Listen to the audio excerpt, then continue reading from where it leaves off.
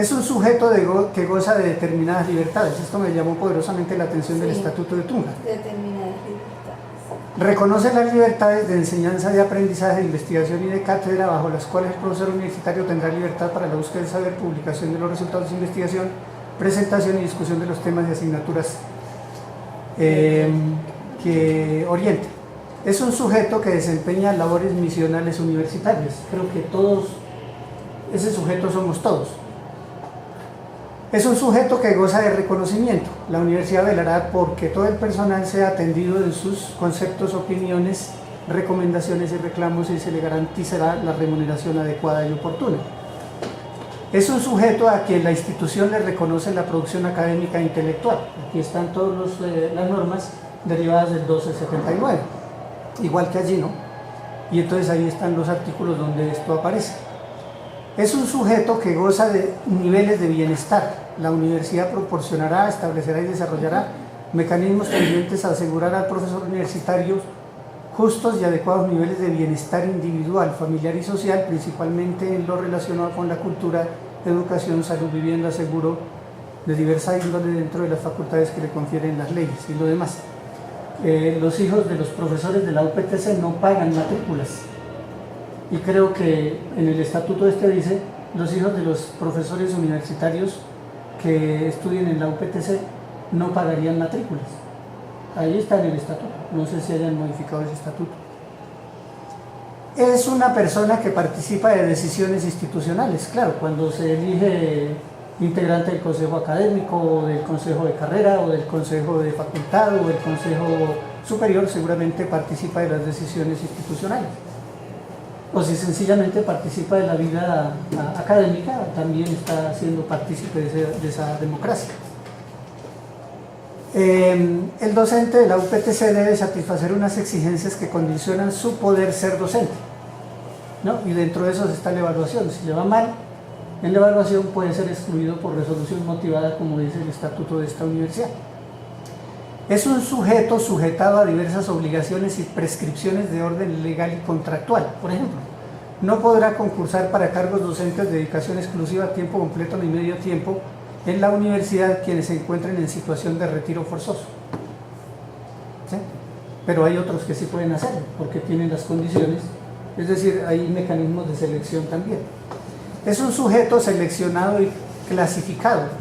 Para proveer las vacantes, el rector atenderá los resultados de los concursos. Cuando sea necesario proveer 2 o más cargos simultáneamente en la misma área, se escogerá a los candidatos de mayores puntajes hayan obtenido, siempre y cuando hayan alcanzado el rango del 70%. Creo que eso mismo dice también el estatuto nuestro en relación con los concursos. Un sujeto seleccionado y clasificado, pues ya lo hemos dicho varias veces, eso aparece reiteradamente. Y ahí están todos los artículos donde aparece eso. Es un sujeto sujetado, limitado a esas condiciones de orden legal. Es un docente sujeto a un periodo de prueba. Todos, después de pasar el concurso, entonces nos adscribimos en un periodo de prueba, al cabo del cual, si nos va bien, si la evaluación es satisfactoria, aquí dice, si la evaluación es satisfactoria, entonces podrá solicitar su ingreso al escalafón previo visto bueno del comité de currículo. Allá sí funciona el comité de currículo, aquí no, por lo menos el institucional no funciona. El institucional. En este periodo de prueba, entonces uno está en riesgo de ser profesor o de dejar de serlo, ¿no es cierto? Más que ningún otro, porque ya que lo nombren en propiedad, pues, como que le escrituran a uno el cargo. Un sujeto con posibilidades de determinación. Claro, un profesor también puede decir, dejo de ser profesor de la universidad porque sí. Puede tomar esa decisión, puede renunciar, puede irse, o puede no aceptar el cargo. Un sujeto clasificado en diferentes rangos del escalafón, como ya lo hemos visto, son las mismas 4 clasificaciones. Un sujeto formado, capacitado, titulado para acceder a una categoría de tener título de maestría o de doctorado, de especialización, etc., igual que aquí en el estatuto docente. Sujeto escalafonado para ser profesor titular, etc. Además, en Tunja, en la UPTC, los profesores, según la categoría, desempeñan ciertas funciones. ¿Sí? Por ejemplo, no todos podrían dirigir trabajos de grado, sino solo ¿cómo son las últimas 2 categorías? Asociados y titulares. Bueno, ¿qué más? ¿Pero qué trabajos de grado estamos hablando? ¿Los de pregrado o...? Pues este estatuto no discrimina entre pregrado y posgrado. O sea, que se supondría que es de cualquier índole de trabajo de grado. Es un sujeto productor de conocimiento. Un sujeto, otra vez clasificado, sujeto clasificado y diferenciado. Para el caso de los profesores de medio tiempo, requisitos de ascenso en el escalafón serán doble correspondiente al tiempo de los profesores de tiempo completo. Por supuesto, la primera clasificación es la del tipo de contrato con la universidad, el tipo de vinculación. Hay profesores de planta y hay ocasionales. Los ocasionales tienen la misma condición que los nuestros aquí. Sujetos sometidos a diversas formas de clasificación, ya lo hemos visto. Sujetos clasificados y excluidos. Los docentes de cátedra no son empleados públicos ni trabajadores oficiales y su vinculación se rige por disposiciones legales vigentes. Aquí creo que también, bueno, eso lo dice la ley 30, ¿no? Y eso lo dice el decreto 1279 y eso lo dicen todos los estatutos. Y por eso han peleado constitucionalmente, pero no ha sido posible que no lo reconozcan de otro modo o que lo reconozcan de otro modo. Sujeto de derechos, pues está todos los derechos que tiene el profesor en la universidad. Por aquí más adelante seguramente aparecerán todas las obligaciones que tiene el profesor. Sujeto con derecho incluso al año sabático, pero allá es un único año sabático durante toda la carrera, durante todo el tiempo que el profesor dure en la institución. Aquí podemos tener un año sabático cada vez que, bueno, afortunadamente el profesor representante de los profesores al superior hace 2 periodos, el profesor de la facultad, Eugenio, afortunadamente no logró instituir su propuesta porque él fue representante, renunció a la representación, se fue de sabático, volvió de sabático y propuso que se acabara con el año sabático como derecho. Muy simpático él. Bueno, ¿qué más les cuento por aquí? Sujeto sometido a perpetua vigilancia y control. Los decanos, los directores de escuela y jefes de departamento velarán por el respeto a los derechos y el cumplimiento de los deberes de los profesores. Sujeto distinguido, premiado, reconocido. También allá hay profesor distinguido de mérito, meritorio, honorario, etcétera, que tiene unas características determinadas dependiendo de las calidades del profesor y el tiempo de permanencia. Sujeto jurídico, es decir, limitado o sancionado, penalizado si no cumple con unos requerimientos. Fíjese todo eso que hace parte de la condición docente, del ser docente. O sea, con esta pregunta, con todas estas respuestas, estamos respondiendo a la pregunta ¿qué es ser docente? ¿Qué más vemos por aquí? Sujeto, ya lo vimos. Ya voy a terminar, no se afanen. Sujeto de deberes, responsabilidades y obligaciones derivadas de su vinculación, pues todo lo que nosotros leemos en nuestros estatutos también está allá. Si un profesor, esto es interesante, si un profesor dicta una sola asignatura, tiene de 16 a 20 horas. Allá son más tiranos que aquí. Si tiene 2 asignaturas, tiene de 14 a 16 horas. Si tiene 3 asignaturas, no menos de 12 y hasta 14. Pero entonces allí recomiendan que para aquello de que no es pedagógicamente recomendable que un profesor tenga más de 3 asignaturas. Aquí si podemos le clavamos a un profesor 5 asignaturas o más. Yo conozco profesores ocasionales que tienen hasta 7 asignaturas diferentes. Con 35 estudiantes en cada curso, yo no me explico cómo puede un profesor operar de esa manera. Bueno, ahí están todas las obligaciones que tienen los profesores allá. Aquí viene una cosa interesante y es la conceptualización de la evaluación, está en el artículo 118. La evaluación del desempeño del profesor universitario es un proceso integral a través del cual la universidad valora la calidad y el cumplimiento de los actos de docencia, investigación y extensión, actividades de dirección académico-administrativas, capacitación otra vez y productividad académica de conformidad con las funciones establecidas. Este es el concepto de evaluación que esa universidad instituye para la evaluación docente. ¿Y por qué y para qué se evalúa a los docentes? Pues el objetivo es el desempeño, la evaluación es en esencia el mejoramiento continuo del docente, de la calidad académica investigativa y la excelencia institucional y un estímulo para la permanencia en el escalafón. O sea que la permanencia del profesor depende de la evaluación. La evaluación servirá de base para el desarrollo y planeamiento curricular y administrativo de la respectiva unidad académica. Yo no sé quién se copió de quién, porque esto mismo lo dice nuestro estatuto. ¿Para qué ha servido la evaluación docente allí? Ahí no hay respuesta sobre eso. A esta otra pregunta tampoco hay respuesta. A esta otra tampoco. A esta otra tampoco hay respuesta.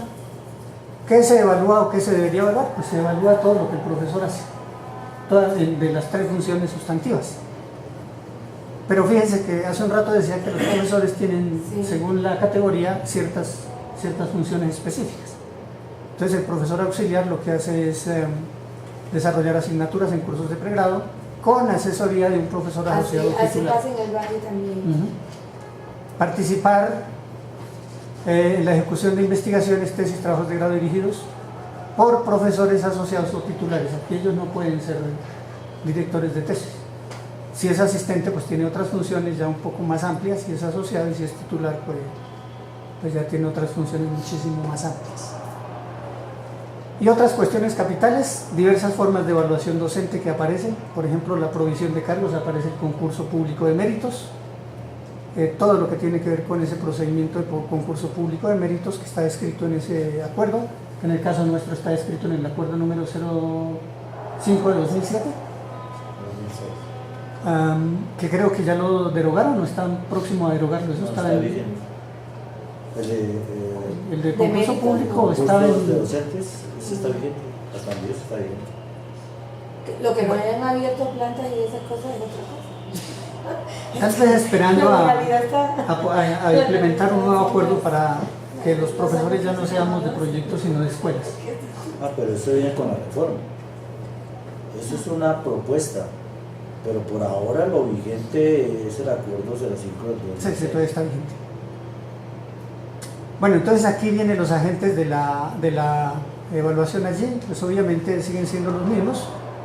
Por aquí aparece la división de asistencia y programación y control académico, una dependencia que se encarga de ofrecer cursos y evaluar los cursos de formación de los profesores, pero también está el comité de personal docente, que será el encargado de adelantar todos los procesos de evaluación para escalonamiento y de la evaluación del desempeño profesional. Están las escuelas, los consejos de facultad, la coordinación de la vicerrectoría académica a través de la división y asistencia de programación y control académico. El docente es entonces objeto de evaluación. El docente que haya sido objeto de procesos de evaluación debe ser notificado de los resultados del mismo. Eso dice el artículo número 212. Las instancias metoevaluadoras del proceso. Igual, si el profesor pues, no está conforme con su calificación, pues tiene 5 días hábiles para reclamar ante el Consejo de la Facultad. El Consejo Académico es el que establece los criterios de la evaluación del desempeño. Y finalmente los comités de asignación y puntaje y los consejos de facultad son los que directamente están implicados en esos procesos de evaluación. Se llaman credenciales. Ajá. Las credenciales. Sí. Se denomina así en Univalle. Sí.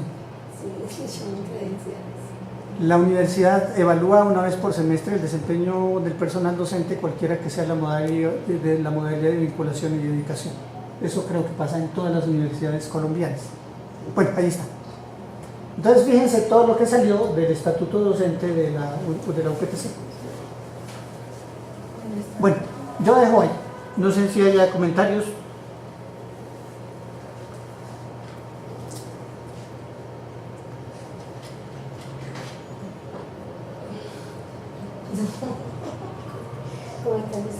¿En qué sentido comentar? Sí, Preguntas, exacto. aportes, críticas. No, creo que, por ejemplo, más que crítica es comentario, porque aunque yo revisé el estatuto de no todos los elementos, por ejemplo, ya característicos como de la clasificación y eso no los registré. Están ahí, evidentemente, pero no lo llevé a ese nivel. No hizo esa minucia. No lo puse en el, claro, como lo hice sobre el formato que teníamos, entonces no utilicé, traté de buscar las respuestas a las preguntas. Eso fue lo que hice sobre el estatuto de Univalle. Y sí, revisé, por ejemplo, tres resoluciones más, unas de modificaciones a determinados elementos de la evaluación y sobre todo a los que reglamentan la evaluación de prueba, del del año de prueba porque es que esa es la que más elementos tiene. Sin embargo, no aparece ni los criterios, porque supuestamente es el consejo académico quien determina los criterios, los formatos y las preguntas, sobre todo para hacer a los estudiantes. Es decir, es como si no existiera un instrumento único, sino que se hace continuamente y determina en qué periodo. Y lo que más me llamó la atención, porque se mantiene más o menos en las mismas características, es que a veces para hacer la evaluación de los estudiantes no necesariamente es a todos los grupos, sino que el maestro puede hasta proponer qué grupo se le puede. Eso sí lo determina después el consejo académico o la unidad, dependiendo a quién le deleguen la responsabilidad para hacerlo, y determinan la fecha también, no tiene como una fecha específica, y eso me llamó la atención con relación a lo que leí en Univalle.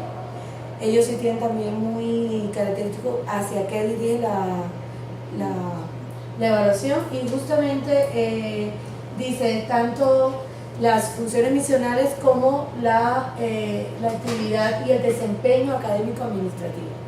Ellos sí lo tienen vinculado ahí, siempre con evidencias y evaluaciones tanto de las unidades o de los grupos de profesores, pues, dependiendo de cómo hagan la articulación de ese grupo de personal docente que se va a encargar de la evaluación. Y casi siempre es entre los directores de escuela y los decanos.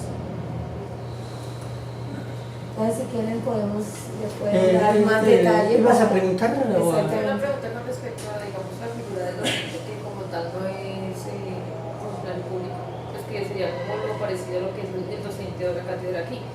Digamos que ellos, dentro de todos los estatutos y de, digamos, las formas de, ¿cómo decirlo?, de corrección durante el proceso de cuando se les aplica la evaluación docente, aquí cómo funciona, digamos, de qué manera ellos se afectan, y efectivamente, digamos, que esos instrumentos, digamos, de calificación y como se dice, de capacitación, que a ellos cómo los aplican, y los aplican igual a los docentes que son de planta, a los de tiempo ocasional completo, o ellos tienen un trato diferente respecto a eso, por no ser directamente un funcionario público, sino ser más bien un contratista, por así decirlo.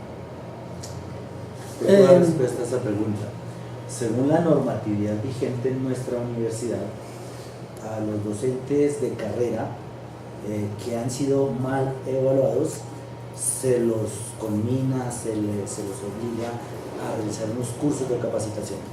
A los docentes de contratación especial, a los de cátedra, principalmente que tienen esa habilidad, una mala evaluación docente se traduce en su no contratación en el siguiente semestre. No tan Eso así. es lo que dice la normativa. Eso es lo que dice la normativa. Pero, yo no estoy diciendo si eso es correcto o no. No, Es para lo que responderla, pasa eso es lo es que dice que la normatividad. dirá la normatividad, pero no se aplica esa normatividad Bueno, en ese eso, sentido. ella hizo una pregunta, yo le Pero estoy lo que respondiendo. estoy diciendo es que se basan en otra normatividad donde le dice que tiene la posibilidad de otro periodo, entonces no es directamente, Para sí, caso los para que, profesores pero eso se lo he visto aplicar a maestros de contratación Bueno, hay que especial. hacer la aclaración que está diciendo la profesora.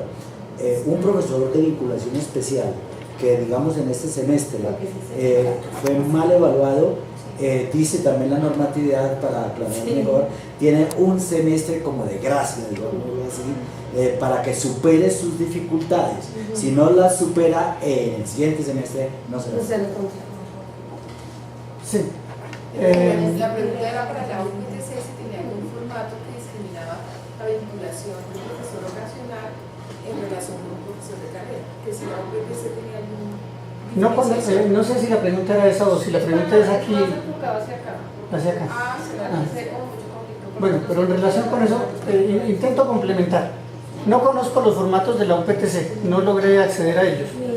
Y tampoco, por ejemplo, hay una resolución que la tengo, pero no la sistematicé, que tiene que ver con toda la parafernalia de la convocatoria a concurso público de méritos, que es algo parecido a nuestro acuerdo número 05. Pero intento complementar las respuestas de los profes. Hay formatos diferenciados para los profesores de diferentes asignaciones, ¿cómo se diría? Sí, tipos de vinculación. Para diferentes tipos de vinculación.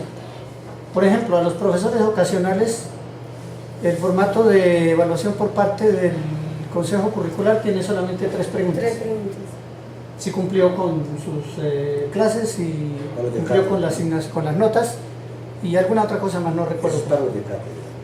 Dependiendo de la asignación, entonces crece como el número de preguntas.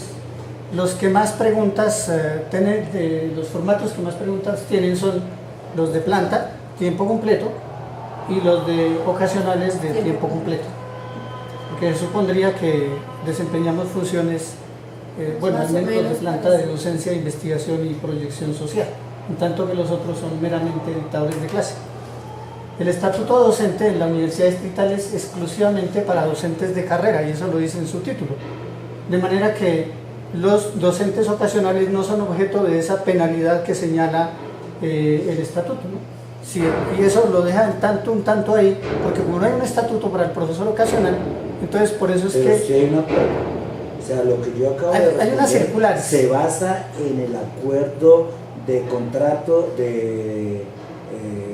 bueno, el nombre exactamente no lo recuerdo, pero es para la vinculación de docentes ocasionales. Están los requisitos, una resolución, creo.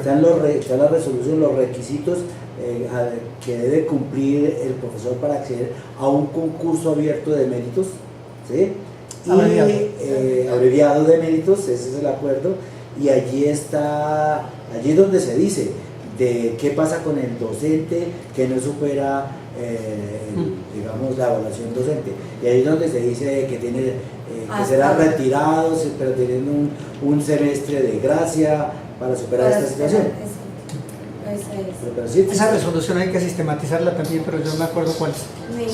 Pero eso se puede buscar perfectamente. Yo no me acuerdo cuál es. Por ejemplo, a mí me llama la atención en Univalle que cuando dice que la evaluación siempre va a estar sujeta a las actividades de su plan de trabajo, que eso lo caracteriza y no lo generaliza.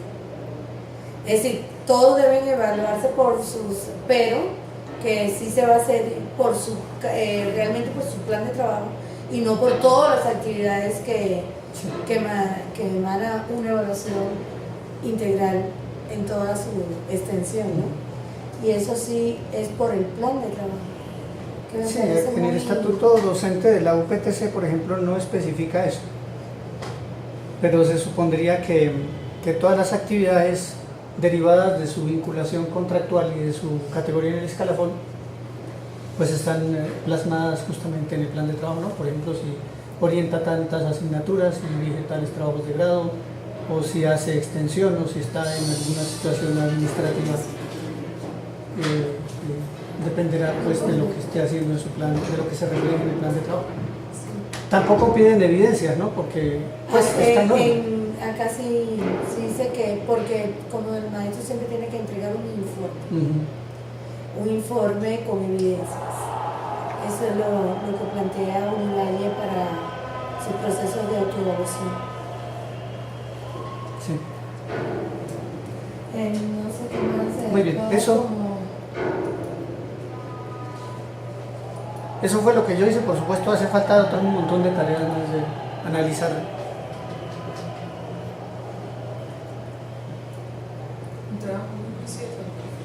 Muchas gracias, querido profesor. Aprendí bastante de esa comparación con la UPTC. Me parece que es un buen ejemplo a considerar en un proceso de evaluar la evaluación. Una pregunta, yo hice el doctorado en la UPTC y efectivamente se discriminaba el tipo de docente, ¿no? Por ejemplo, los profesores que nos daban a nosotros en el doctorado, ellos manifestaban que eran profesores de hora cátedra, que eran unos módulos muy específicos para su tipo de vinculación, que tenían una forma de ser evaluados diferente a profesores que daban en pregrado. En alguna parte de este estatuto no hay la diferenciación, no existe. No, en este estatuto no hay diferencia entre pregrado. En Univalle, por ejemplo, nunca habla de los posgrados, es decir, como profesores de la universidad. Decían eso, porque nosotros Claro, y lo que pasa es que este estatuto es del año 1993, que es casi por la época en que se organizan los estatutos a nivel nacional. Yo no sé hasta qué punto... 95 y después tiene unos adendos. Sí, yo no sé hasta qué punto en ese momento estén lo suficientemente desarrollados en las universidades los posgrados para que los estatutos piensen también de una manera particular en los posgrados. Probablemente no lo estén. Entonces por eso no se entretienen en trabajar lo particular de los posgrados. Sí, no, me claro. imagino yo. Pero podría ser. Por ejemplo, en Univalle sí dan algunos criterios para elaborar los formularios de las evaluaciones. Por eso digo, y sobre todo para elaborar para los cursos, es decir, para elaborar la actividad docente es decir, de la parte académica puramente docencia del profesor, y sí ponen todos los criterios que deben desarrollarse. Por ejemplo, la metodología, los objetivos, los recursos bibliográficos, la competencia en los diferentes temas que desarrolla el curso, la claridad en la exposición, la relevancia de los temas, la entrega oportuna de las evaluaciones y su pertinencia con relación a los temas, y la utilización de recursos didácticos y el cumplimiento del horario de clase.